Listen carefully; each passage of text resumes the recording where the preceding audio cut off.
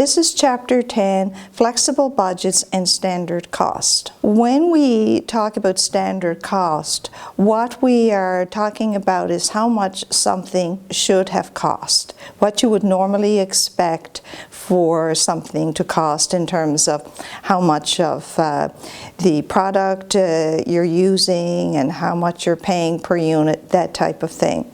So there's two standards. There's the quantity standard, so how much of something that's going into the product that you're making and how much the cost of it per unit. When you're looking at standard cost, you're looking at identifying how much materials you would have expected to use, how much direct labor, and how much overhead.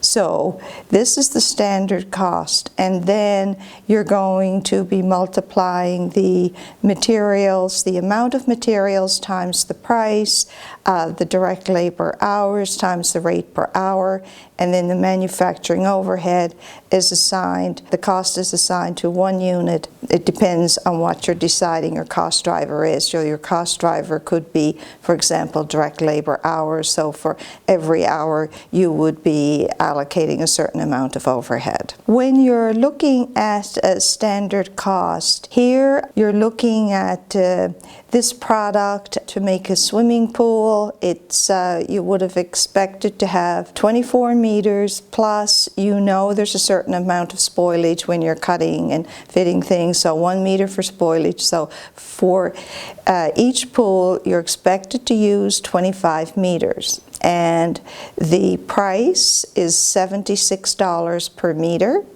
And freight in, that means your cost to pay for the delivery. So you're going to have to pay delivery in this situation, so $4. So the standard cost, $76 plus $4 for the freight in, which means delivery, means $80. So that's your standard, what you would have expected to pay for this material. Then for the labor, you are expecting to pay, or your standard labor cost is 400 direct labor hours for each pool.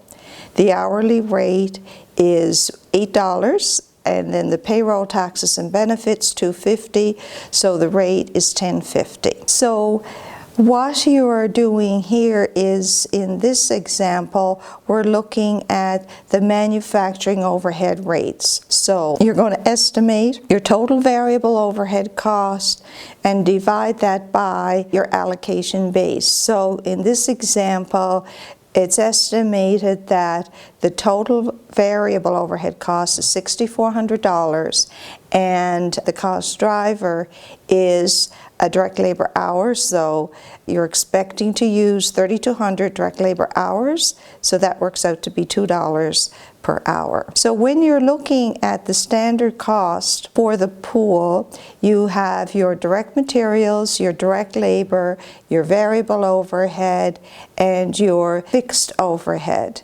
So all of that is being calculated to arrive at the standard manufacturing cost per pool for $8,500. So now what you want to do, you know how much it should have cost, but of course things generally don't work out to be exactly as you would expect it. So here you're going to be looking at some variances. So for example, the two variances we're looking at here is the price variance and the efficiency variance. So what was the actual price times the actual quantity? Then you're going to look at what is the standard price times the actual quantity. And the next one is standard price times standard quantity. So when you're looking at your materials variance, you're looking at, in terms of the price, so what is the standard price compared to the actual price? And you do the same approach for the quantity. What is the actual quantity used compared to the standard quantity? So direct labor hours, again, you have two calculations to do here. You want to see for your direct labor hours, you're going to compare your actual hours to the standard hours. So did you use more hours? So that's like efficiency. And then you're going to look at the cost per hour. So would the cost for your labor, is that rate higher or than you had expected? So that would be a price variance. So if you're using more labor or more materials, that's called efficiency variance. And then if you're looking at the cost side of things, whether you're looking at the materials or the labor, you're looking at price variance. So did you have to pay more than you had planned to? What you plan to pay is referred to as your standard cost. So when you're looking at this, you want to identify these variances because you need to go back to the managers who are responsible and see if you can work with them. It's not a matter of assigning blame, is to go back to the managers and say, for example, if you've if your cost for your materials, if your actual price per unit was higher than the standard cost, you'd want to go back to the purchasing manager and find out what happened. Well, it could be that your regular supplier, maybe they were in a labor dispute and you had to buy your materials from somebody else and their price was higher. So there's typically a logical explanation, but you have to dig into it and find out why. So that's kind of the investigative part of accounting that I think is fun. But if you're using more materials, you have an efficiency variance, then you'd want to go to the production manager and find out, why are they using more materials? Well, maybe your equipment is faulty and it's causing you to use more materials. Or maybe it could be a staffing issue. You could have a lot of staff turnover and new people coming in, not really knowing how to operate the equipment, and they're using more material, they're having more wastage. So there's all kinds of reasons why you could have these variances, but you need to investigate, find out what it is, and then, of course, more importantly, try to fix the problem. Some practical tips for using variances: you want to do them frequently. This is not something you want to wait till the end of the year to do. You need to do them at least monthly, because if there's an issue, if there's a problem, then you want to fix it. You don't want this to go on for a whole year.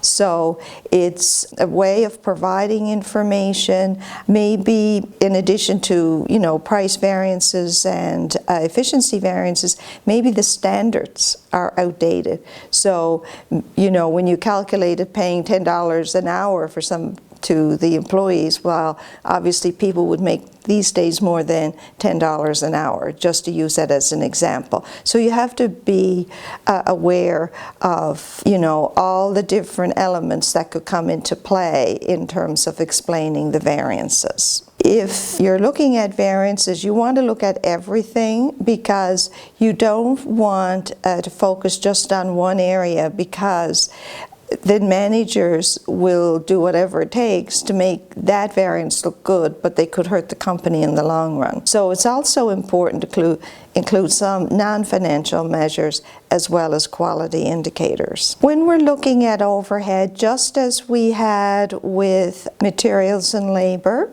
you can have spending variances and efficiency variances for variable overhead. And for your fixed overhead, again, you could have a budget variance or volume variance. Looking at your manufacturing overhead variances, the formulas are basically the same.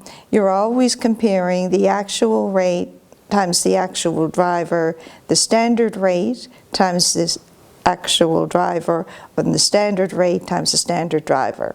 So the formulas are the same, but you're just using them to calculate the variance for a different cost category. So your cost categories are your direct materials, your direct labor, your manufacturing overhead, both fixed and variable. So these formulas here, price and efficiency variances, relate to the variable overhead. At the end of all of the calculations, what you would typically produce would be, say, an Excel spreadsheet, which would show your actual results. So this is the first column, so it's what you actually paid, the amounts and the quantities. Then you're going to look at what should you have paid, or what should this have cost you for 10 pools. So what is your flexible budget for 10 pools? And here you can see there's some unfavorable variances, and for your variable expenses, your fixed expenses also have some unfavorable variances. So you would produce a schedule at the end of the month to show any variances. The static budget, that's prepared for one sales volume. So say, for instance, you would have developed your budget based on producing 10 swimming pools. Well, if you actually produced 12 swimming pools, then your budget is going to change. So what you're doing with a flexible budget, you're using the price for your materials and labor times the quantities, and you're looking at how much should we have spent if we're going to make 12 swimming pools instead of 10. So static budget is 10 because that's typically what you would have done. But with all the warm weather, you're getting more demand for more pools, or you're able to sell 2 more pools. So now you're selling 12 pools. The next thing you want to do here then is compare your actual result with your static. Now that's really not all that meaningful in a way, because of course you would expect to have more revenue and more expenses if you're selling 10 pools instead of 8 pools. So it gives you some indication of your cost, but it's not the best. What you need to be doing is really comparing your actual cost with your expected cost with your flexible budget. So with a flexible budget, you can look at different volumes, and you can figure out how much you should expect to spend in materials, labor, and overhead. And then if your budget is off, then you have to start investigating and figuring out, did we use more materials than we should have? Did the cost go up? Did we use more labor, etc.? When you're doing your planning, we often call this what-if analysis. So, how would things look? What would your, say, revenue and expenses and operating income be at different sales levels? So you could see here, if you sold only 5 pools, it's a break even. In other words, you don't make money, but you don't lose money, so operating income is 0. If you're selling 8 pools, you make $12,000, and if you're selling 11 pools, it's $24,000. So that's what-if analysis, and you're looking at the flexible budget. So what you're doing here is you take the cost per unit for your selling price and your variable expenses, and you're just multiplying it by the number of units you expect to sell. With the difference here, when you're looking at the static budget variance, you have on one end of the beginning of this diagram, you have your actual costs. Then in the middle you have your flexible budget. Then at the far right here you have your static or your master budget. And with the difference between the actual cost and revenue, that's based on what you actually incurred, and you want to compare that to your flexible. So it's a flexible budget variance. And the difference between the flexible budget and the master budget, that's a sales volume variance. So again, I'm not going to go through this line by line, but this particular schedule is something you should know how to prepare. So this is important for this chapter, to be able to prepare this type of schedule. And again, all we're doing here is the first column is actual results at actual prices, and the column 3 is the flexible budget. So for 10 pools, how much should you have earned in revenue? How much should you have spent in variable expenses and fixed expenses? So then the difference between the actual and the flexible is your flexible budget variance. Then the column 5 is your static budget. So if you had only sold 8 pools, this is the revenue and the expenses you would have expected to incur.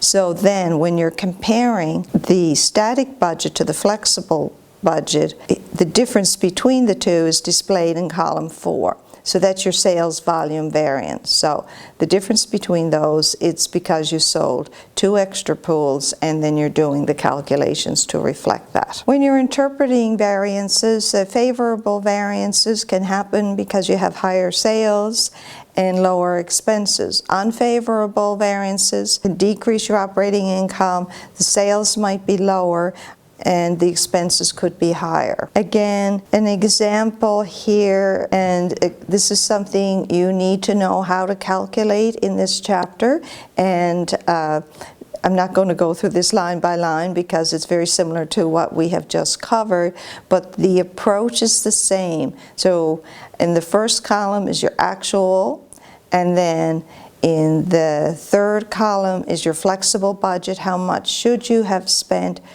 440 units. And then the last column over is 145. So your budget was prepared thinking you were going to sell 145 units, but you didn't. So that's your sales volume variance. And here at the final calculation, the static budget variance is 147,000, and you're just comparing what actually happened to what you had expected. And that concludes Chapter 10.